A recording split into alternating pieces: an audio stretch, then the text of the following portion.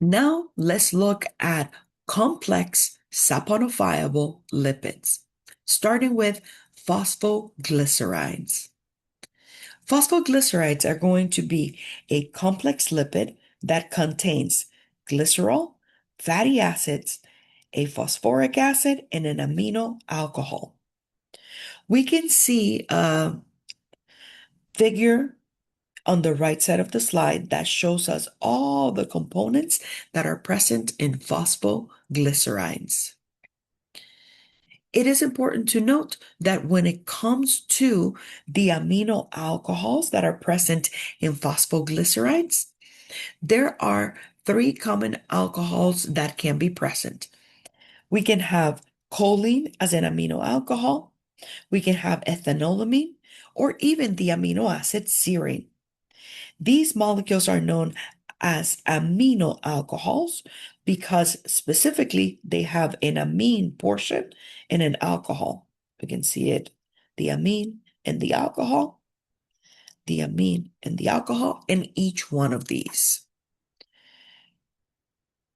When we look specifically at the structure of a phosphoglyceride, we see that in terms of functional groups, we have 1, 2 ester bonds between glycerol and the fatty acids that are present in the phosphoglyceride. On the left, CH2, that is bonded to the phosphate group. And then next to the phosphate group, that's where we have the amino alcohol bonded to the molecule.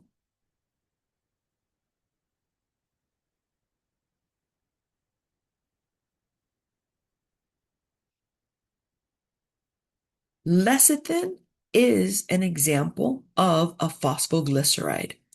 Lecithin is a group of fatty substances that are found in plants and animals that act as natural emulsifiers, helping the mix of water and fats. They are commonly sourced from soybeans, egg yolks, sunflower seeds, and they're widely used in food supplements and cosmetics. But when we look at the structure of a lecithin, let's understand that at the core of it, because of their composition, they are going to be phosphoglycerides. We can see on the right side of the slide in figure 14.16, just an example of where lecithin are actually used. In chocolate candy, we actually see them as emulsifying agents. When we look at the structure of lecithin, we can see the glycerol portion, the two fatty acids, the phosphate, and choline as its amino alcohol. Another example of specifically a phosphoglyceride is going to be cephalin. Cephalin is a phosphoglyceride that specifically contains ethanolamine or serine. These molecules are found in most cell membranes, brain tissue, and blood platelets, as you can see in the figure 14.17. And in blood platelets, they actually play an important role in the clotting process of blood. We can see on the left side and the bottom side of the slide the structure of the cephalin. Here is the glycerol. We have 1, 2 fatty acids. We have the phosphate group. And specifically here, we have the cephalin that has serine in its structure.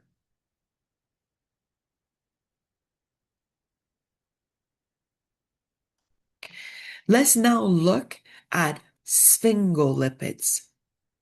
Sphingolipids are going to be a complex lipid that contains an amino alcohol, but instead of having glycerol, they are going to have what is called a sphingosine. In a sphingosine, we can see that it is illustrated by this green block, but structurally, this is how it looks like. When we look at sphingosines, we see that we are having only one fatty acid in that molecule. And in a moment, we're going to see that that fatty acid actually links at the nitrogen of the sphingosine. The bottom part of the molecule where the OH is where the molecule connects to a phosphate and then the amino alcohol. In this case, we see choline. An example of a sphingolipid is sphingomyelin. In sphingomyelin, we have a choline molecule connected to the phosphate, and that connects to the sphingosine. Additionally, we see that we have a single fatty acid that is going to be bonded to the sphingosine. Instead of an ester, we have it connected via an amide linkage. It is important to note that sphingomyelins are very important in brain cells because they're part of the protective myelin sheath, which is present in nerve cells specifically. In figure 14.18, we see a depiction of the myelin sheath covering a nerve cell.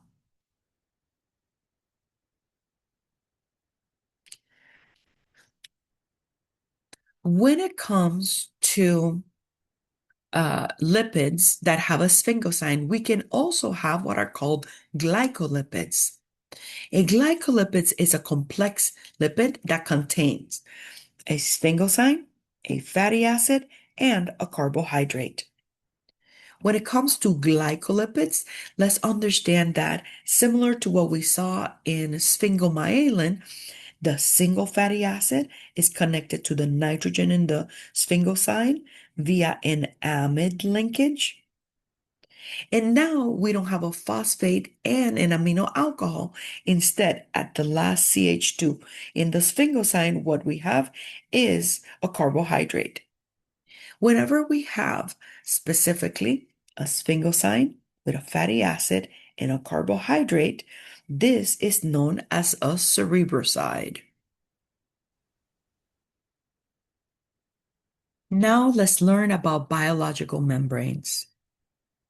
A biological membrane separates the interior of a cell from the external environment. It serves as a boundary between one part of the cell and another. When we look closely at biological membranes, there are different components present in it. While I zoom into the image on the right side of the slide, we can see that there's many different components in the cell membrane. Specifically, when it comes to the lipids that are found in it, let's outline that these green circles that have these two yellow tails, out of the lipids that we have discussed so far, these are going to be phosphoglycerides. And we can see that these phosphoglycerides are going to form specifically a phospholipid bilayer. Additionally, we will learn in a moment about steroids. We also have a lipid that is called cholesterol. Let me just use a different color for it. So another important lipid that we see in the structure is cholesterol, which is given here by these cyclic structures that are colored in yellow. Additionally, in the cell membrane, we are also going to have carbohydrate side chains. We're going to have proteins. And because we learned previously how phosphoglycerides are going to specifically have in their structure a polar side and a non-polar side, to remind you.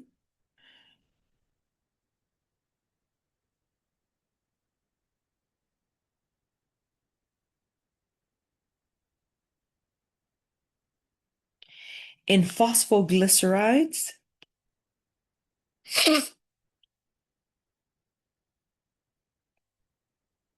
they're written like this because the fatty acids that are present in them are going to be represented by the two tails.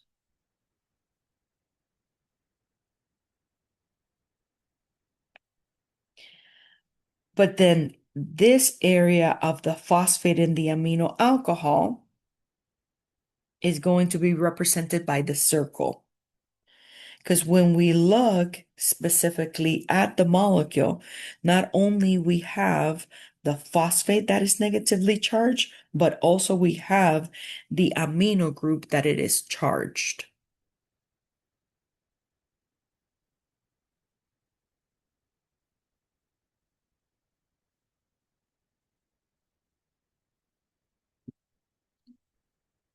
So, like I was mentioning, when it comes to the layers that we have in the membrane, we're going to have two layers of lipids. And when we observe how they are aligned, the tails are meeting each other, and then the polar heads are either facing the outside of the cell or the inside of the cell. So what we see overall is that is in this bilayer is going to have two sheets of lipid molecules that are arranged where the hydrophobic portions are facing each other and the hydrophilic portions, meaning the green balls that are representing the hydrophilic portions of the molecule, are going to be interacting with the water outside of the cell or inside of the cell. So in a way, this arrangement of the bilayer looks like, in terms of likeness, the parts of the molecule that have like polarity are going to be interacting with each other, and the ones that are going to be interacting with water will be facing the areas where the water will be. Now, when it comes to biological membranes, let's understand that because there are so many components in the cell membrane, these biological membranes are known to have what is called the fluid mosaic model. This model basically says that in the membrane structure, we are going to have different components in it. And as I just mentioned, protein, phosphoglycerides, cholesterol, sugar. That's why membranes are known to be as a mosaic, meaning that it has different components. The fluidity that is part of the model to describe a biological membrane comes from the idea that specifically the fatty acids that are present in the phosphoglycerides in the lipid bilayers are going to be mostly unsaturated. And we learned previously in the chapter, that things that are unsaturated tend to have a liquid consistency. So we are going to picture this kind of like when we discuss the properties of fats versus oils and the presence of unsaturated fatty acids in them. So understand that since the phosphoglycerides that are present in membranes are going to be unsaturated, and we know that having high unsaturated character in a particular substance gives it a more liquid-like consistency, like in the case of oils. That's why the fluidity of the membrane comes from the presence of unsaturated fatty acids in its phosphoglycerides. Now, let's talk about steroids and hormones. When it comes to the non-hydrolyzable or non-saponifiable lipids, steroids are one of the molecules that are present in it. Steroids are compounds that contain four fused rings in a particular pattern. The pattern can be observed on the right side of the slide. The pattern that steroid have are going to be a six-member ring connected to a six-member ring, and on top we have another six-member ring followed by a five-member ring. Now, that is known as a steroid nucleus, and any molecule that has that steroid nucleus is considered a steroid.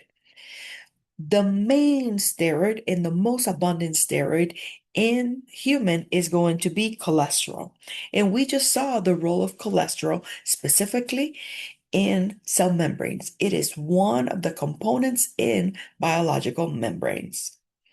Now, at times, the body has to create hormones, which are chemical messengers secreted by a specific gland and carried by the blood to target tissue where it triggers a particular response. It is known that cholesterol can also be a precursor, meaning a reactant or a substrate in the creation of hormones in the body.